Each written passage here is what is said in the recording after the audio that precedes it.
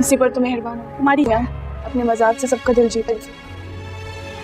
उसका नसीब बहुत अरे मैं जो उसमें की तरह घसीटते ही रहे। जिंदगी से बस एक ही सबक सीखा है, कौन? बोला हमें रमशा भी आपकी जितनी समझदार होती। वहीं रुक गई है।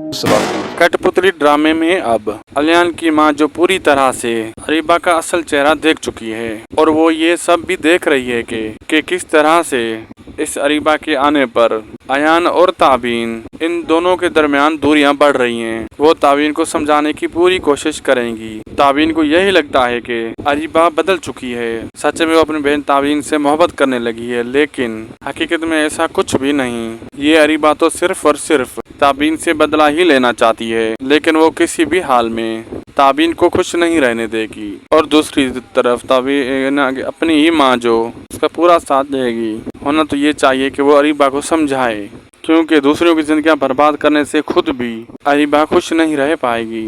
अब अदनान उसे डिवोर्स तो देगा ही, लेकिन साथ जितना सब कुछ उसने हथियाया वो सब कुछ वापस लेता हुआ नजर आएगा।